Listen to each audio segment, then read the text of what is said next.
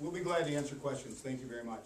And you say you never endorsed your primary before. Why this time? Well, frankly, top priority in life, here's where people make mistakes all the time by not seeing what's your top priority. And then if you aren't doing something that funnels to that top priority, you're failing.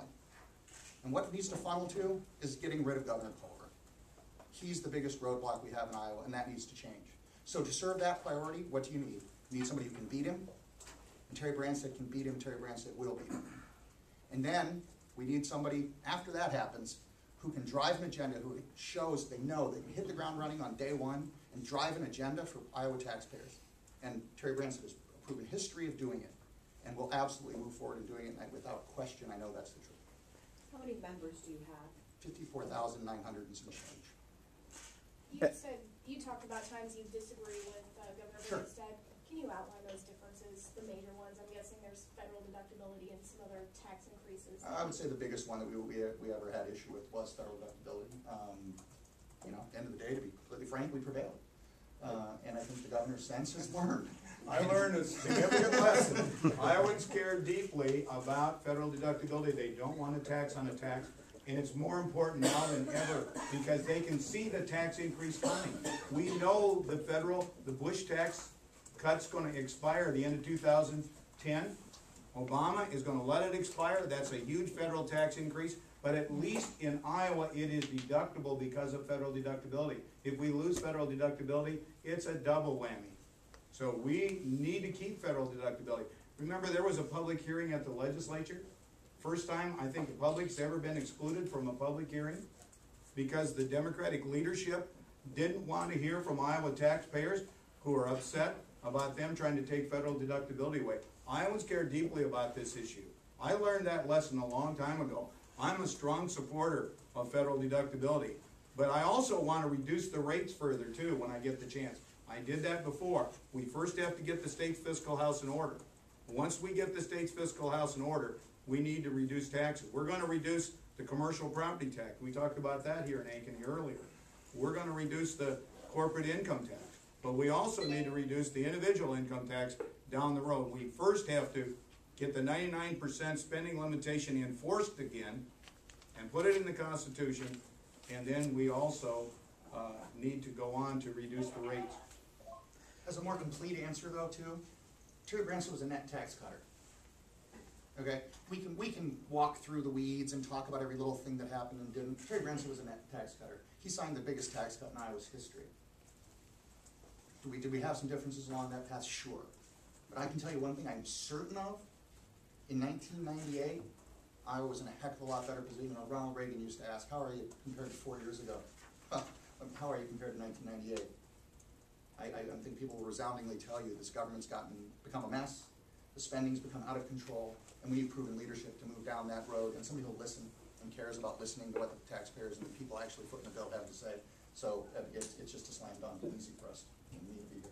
Ed, I have a two-part question. Oh, goodness, I'm not smart enough. Just ask one and then the other.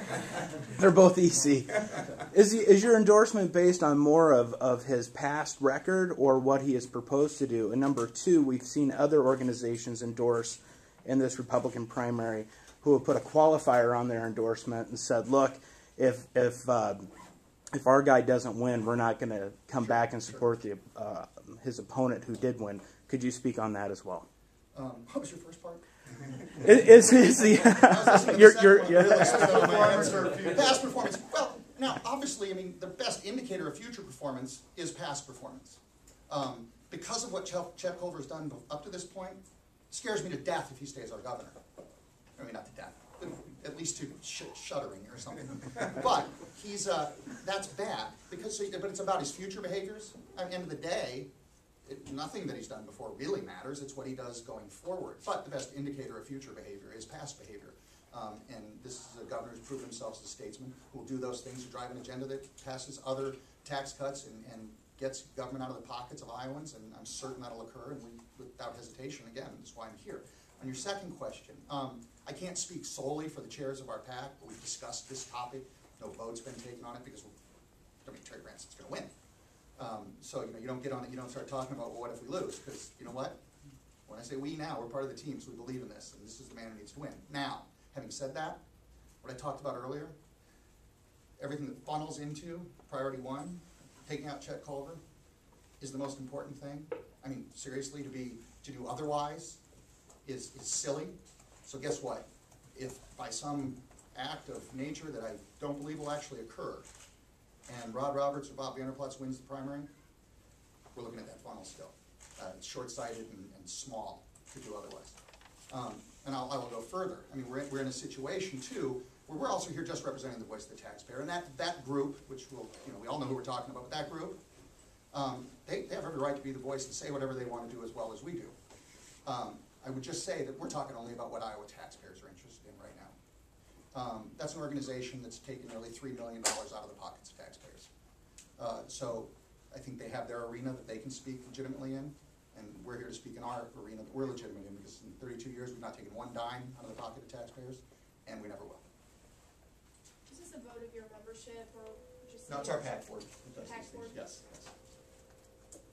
Who is the organization out of West Des Moines that's sending out the attack ads that are absolutely not telling us the truth? Okay, this guy named Rob Tully is the only name we know. He's a past chair of the Democratic Party. He's a liberal trial lawyer here in Des Moines. It's a 527, so they have not disclosed who's funding it.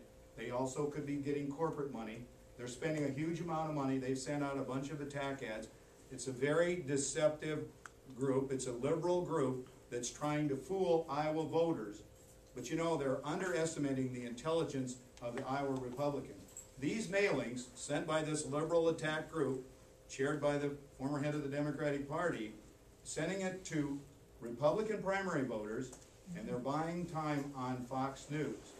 So Iowans don't like and won't fall for this kind of deceptive, but it tells you how apoplectic the Democrats are about me, because they don't want to have to compare Culver's record, abysmal failure, with my record of accomplishment, leaving the state with a $900 million surplus and a record number of people employed. They are scared to death to have to go up against me. So that's why they're trying to deceive the primary voters. But I have a lot of confidence in the knowledge of Iowa voters. They're not going to be fooled by this kind of deceptive tactic. When you were governor, were there ever any instances where you were with a trooper and pulled anyone over when they were in plain clothes? Did anything like that ever happen when you were governor? No, nothing like that ever happened, and I'm not. I wasn't there. I don't know what happened in this instance. I don't think it's appropriate for me to. But nothing like that happened when I was governor. Great, thank you, Governor. Thanks Thank all. you.